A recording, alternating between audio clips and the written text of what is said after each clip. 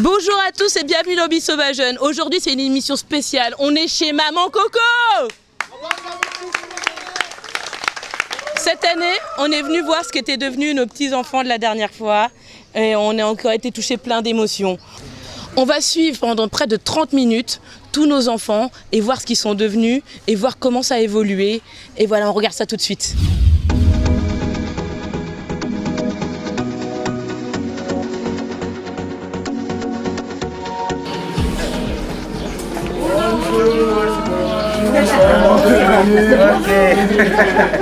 Bonjour, vous êtes bienvenus. Au nom de tous les enfants, au nom du père Hugo qui est empêché et au nom du père Victor qui est un peu malade aussi, nous vous souhaitons de venir ici chez nous et soyez comme vous êtes chez vous. Ce n'est pas la première fois.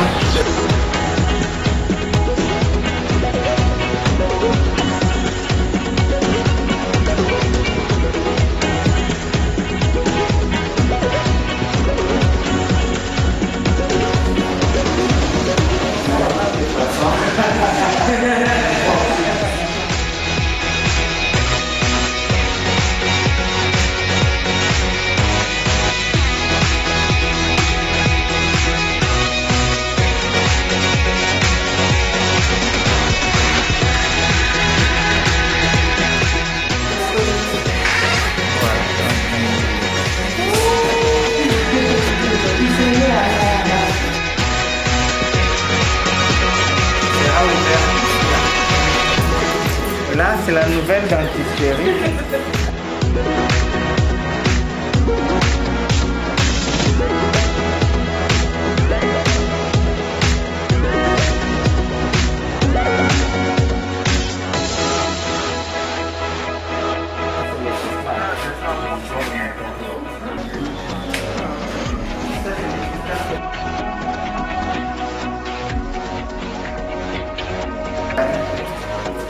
Voilà, donc ça c'est l'os de chirurgie.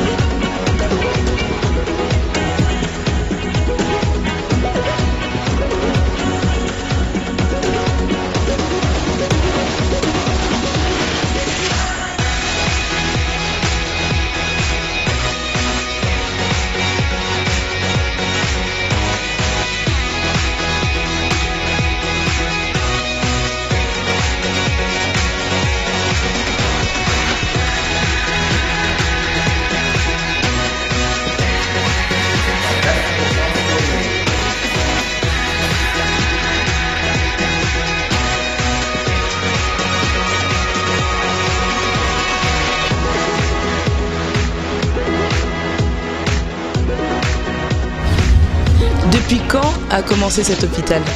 Oh, c'est une vieille histoire. C'est un hôpital qui date de 1989. Donc on a plus ou moins 34 ans ici, en République démocratique du Congo. Bien sûr, ça avait commencé comme un dispensaire, mais suite aux besoins de la population, l'hôpital s'est étendu jusqu'à devenir un hôpital général aujourd'hui avec tous les services qu'un hôpital général de référence comporte. Et là, tout de suite, on est où? On est à quel espace?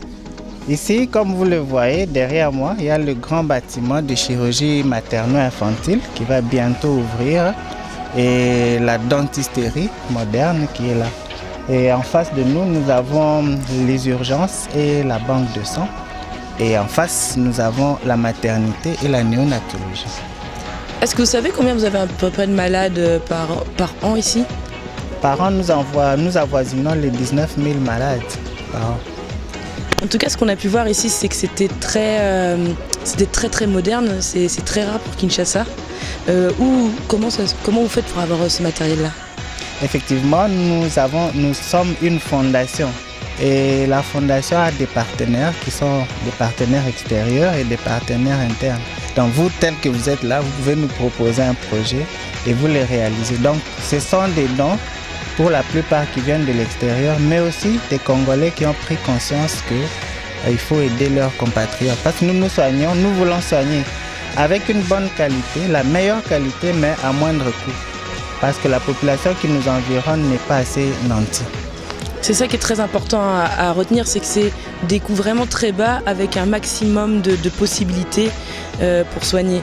En combien de temps Maman Koto a réussi à faire ce bâtiment?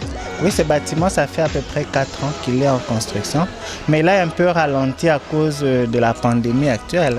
C'est difficile avec les partenaires. La situation socio-économique qui s'est détériorée n'a pas permis à ce que ça se termine dans le temps. Mais dans quelques mois, une année ou plus, il sera opérationnel. Qu'est-ce qui vous manquerait pour aller encore plus loin ici? Pour aller plus loin, il faut que l'État nous assiste. Parce que c'est une fondation, elle était privée. Nous avons un partenariat, une convention avec l'État pour la mécanisation de notre personnel et pour des prises en charge par rapport à ce qu'il est devenu un hôpital général de référence.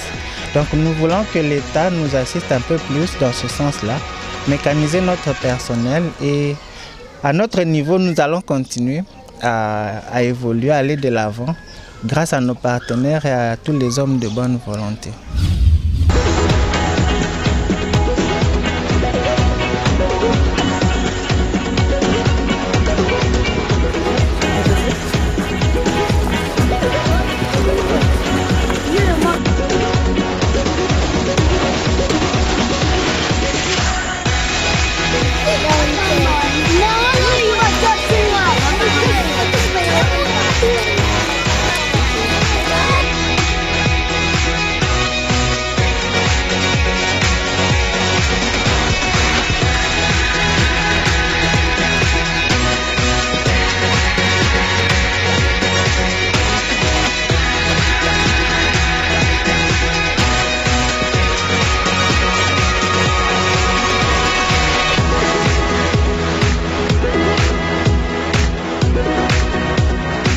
Papa Aimé, est-ce que vous pouvez vous présenter, s'il vous plaît? Oui, moi je m'appelle Aimé Nkanda, éducateur principal. Je suis le coordonnateur des éducateurs et responsable de l'hébergement ici à la Fondation Pédiatrie de Kimbondo, communément appelé Maman Coco. Où on est ici là? Quel est ce pavillon là? Ce pavillon que vous voyez ici, c'est la néonatologie. La néonatologie, comme le nom vous dit, on héberge les enfants de 0 jusqu'à 5 ans, 6 ans, ils sont ici. Et s'ils ne sont pas malades, s'ils sont malades, on peut arriver même jusqu'à 10 ans. Et il y a combien d'enfants ici qui sont logés? On a au nombre de 140 enfants jusque-là. Parce qu'il y a des enfants qui arrivent à temps et à contre-temps aussi, comme vous savez. Donc c'est tous ces enfants qui nous entourent ici? Voilà, comme vous le voyez, ils sont là devant vous. C'est la réalité que nous vivons ici du jour au jour. Quelle est la plus grosse difficulté que vous avez avec ces enfants en général? Oh, les difficultés ne manquent jamais. Voilà pourquoi nous vous disons, nous avons besoin d'abord de lait pour héberger ces enfants, nous avons besoin de personnel et nous avons besoin aussi de tout. Nous avons de tout pour que ces enfants soient bien pris en charge par la Fondation Pédiatrie de Kimbondo. Et là, au niveau du personnel, vous avez combien de personnes pour vous occuper de 140 enfants? Pour le moment, ils sont au nombre de 30 qui sont là, les mamans, les éducateurs, il y a les religieux et religieuses aussi. Il y a des personnes de bonne volonté qui viennent passer aussi le temps ici. Là aussi, je vous dirais, il y a la chorale Afrique Espoir qui vient passer aussi de temps en temps. Et il y a des ACI qui viennent là aussi. D'accord, ok, super. Merci Papa Aimé. On continue la visite?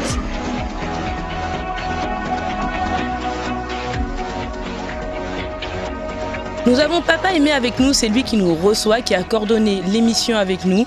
Il va répondre à toutes nos questions, à toutes nos interrogations. Merci Papa Aimé de nous recevoir. Merci encore du fond du cœur. Est-ce que vous pouvez nous parler de ce lieu qui est si emblématique ici en RDC à Kinshasa?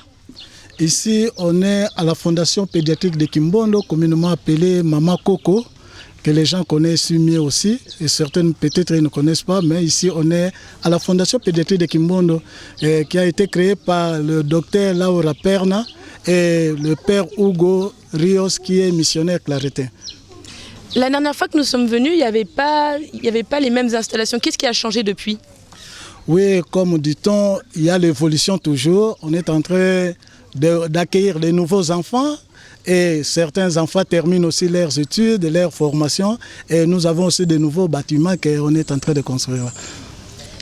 Ces bâtiments, d'où viennent-ils? Est-ce que c'est des dons? Comment ça se passe? Est-ce que vous avez des subventions?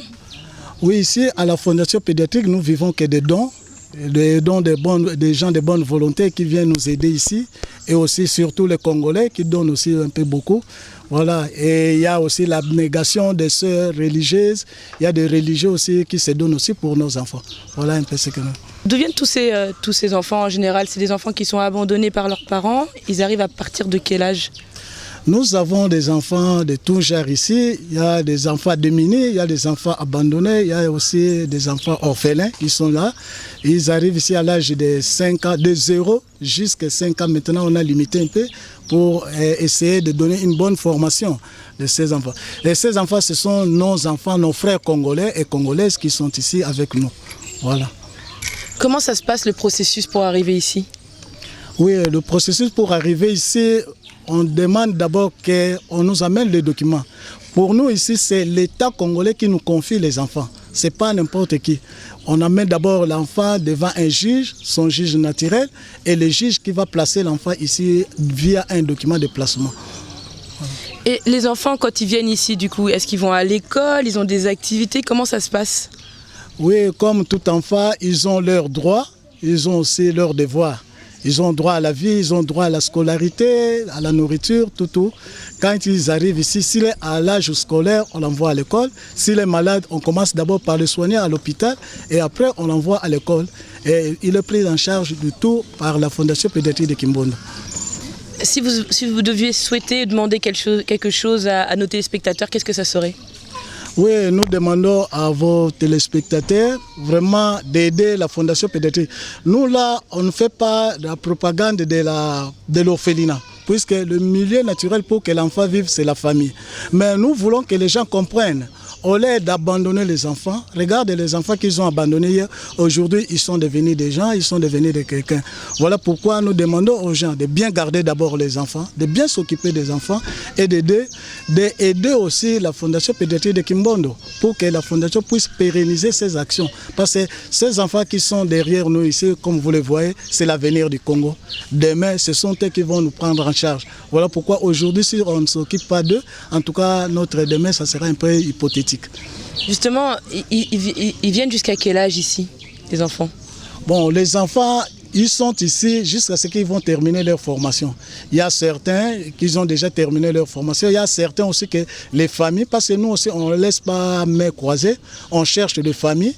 Quand on retrouve la famille de l'enfant, via ces informations qu'on a données, s'il y avait des problèmes, on commence d'abord par faire le dialoguer d'abord et réconcilier l'enfant avec la famille s'il y avait des problèmes là-bas, et puis on les réinsère dans la famille, soit on les réinsère dans la société via le métier.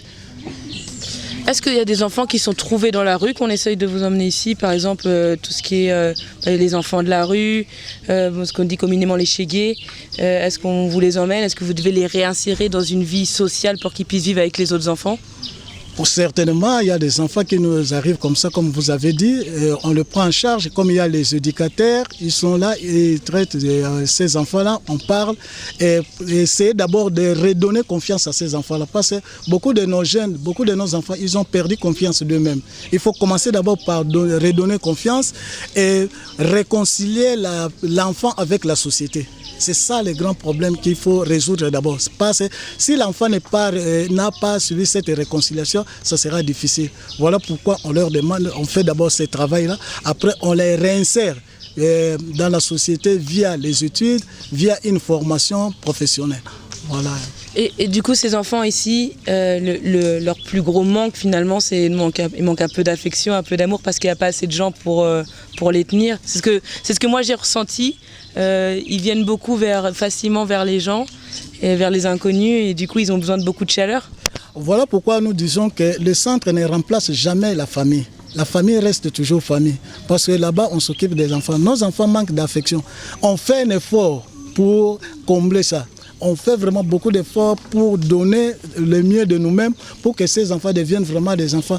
Parce que nous comptons aussi sur ces enfants. Imaginez-vous un enfant qui est suivi ici, il a fait l'auto-école, il devient chauffeur. Et s'il n'était pas bien formé, il sera un mauvais chauffeur, il sera un mauvais médecin, il sera un mauvais infirmier. Voilà pourquoi on fait un effort pour rééduquer et rétablir cet enfant dans la société pour qu'il soit utile dans la société. Il me semble qu'on a 2 témoins un peu de leur vie ici qu'on va appeler tout de suite. Merci à Papa Aimé de nous avoir reçus. Merci beaucoup. Merci encore une fois et on reviendra vous voir. Merci beaucoup. Alors on a 2 jeunes garçons qui ont grandi ici et qui vont nous raconter leur histoire. Jonas, merci de répondre à nos questions. Je vais commencer par te demander quel âge tu as. J'ai maintenant 23 ans. 23 ans. Et t'es arrivé ici, tu avais quel âge? J'étais tout petit, je me rappelle pas. Tu te souviens de tout le temps avoir vécu ici, quoi? Ouais, c'est notre maison, on a passé tout le temps ici. On était vraiment trop petits, je me rappelle même pas. Donc toi, tu as commencé au pavillon néonat ici? Ouais, comme les enfants. Et après, tu es parti au pavillon. Tout le ici. pavillon, disons. Tu as fait tous les pavillons. Ouais. Qu'est-ce que tu fais maintenant dans la vie? Je suis étudiant à la faculté de droit. Je compte finir l'année qui suit. Tu veux devenir avocat plus tard? C'est pas parmi mes ambitions, disons magistrat c'est mieux. Ah, encore mieux. Je te le souhaite en tout cas. Et dis-moi Jonas, c'est quoi ton histoire? Comment est-ce que tu as retrouvé ta famille toi aussi ou pas du tout? Oui, il y a des sources près où il y a des tantes, des gens, des familles pas trop proches, mais des familles au moins. Ils sont là, mais je préfère cette famille que l'autre famille. La famille avec laquelle tu as grandi est devenue ta vraie famille. Oui.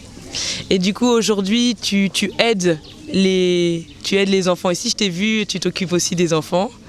T'es un peu comme un éducateur ici, du coup? Je suis obligé de le faire. C'est une obligation pour moi. Parce que la personne qui nous a accueillis, le père Hugo, il nous dit toujours la vraie façon de devenir grand dans la vie, c'est quand on aide les autres, quand on s'est fait petit des autres.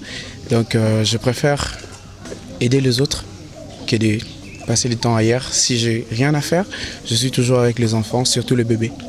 Ah, super, merci en tout cas. J'aime bien, il y a une histoire de don, de partage qui revient très souvent ici. C'est quelque chose de fort qu'on oublie ici. C'est une vraie histoire de famille au final. Oui, oui. Ils sont un peu intimidés, je comprends.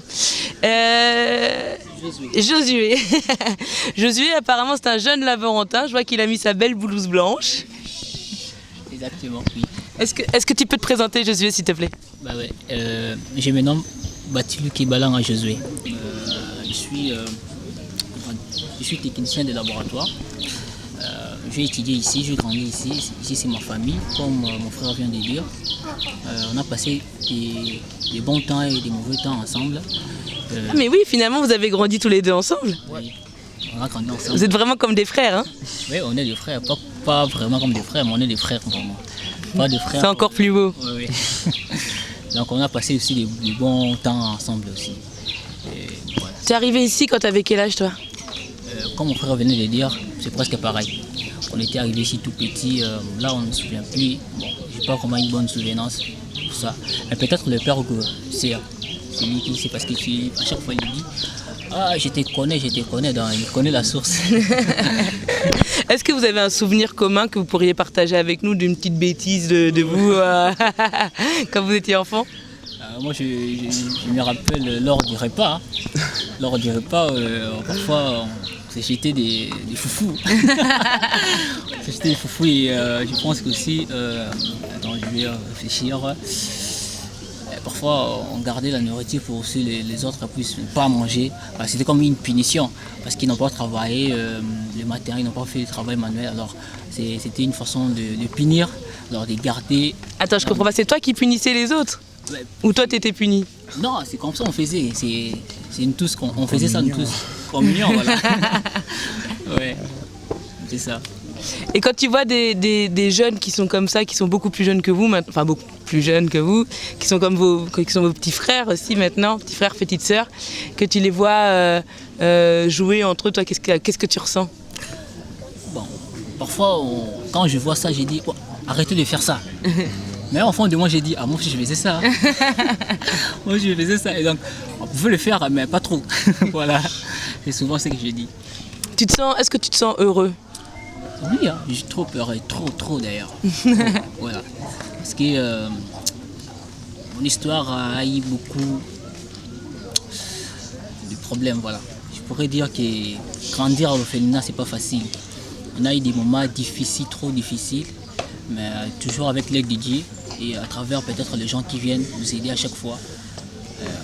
Aujourd'hui, je suis devenu technicien de laboratoire.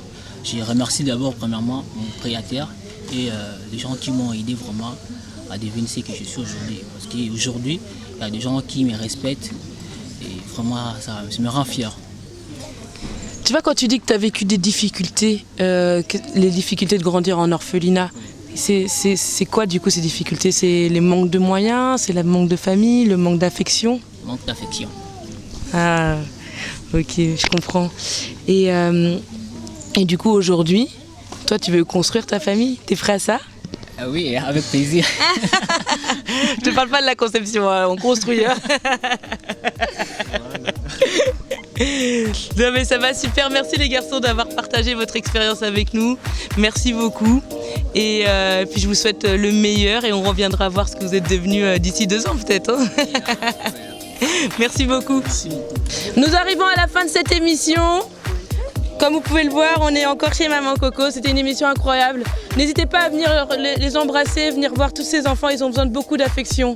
Ici, on a été les bienvenus. On est super bien reçus. Et je vous remercie encore. Je remercie encore toute l'équipe de Maman Coco de nous avoir reçus, de nous avoir invités. Et on reviendra bientôt et on reviendra vite vous voir. Et je vous dis à tous, à la semaine prochaine.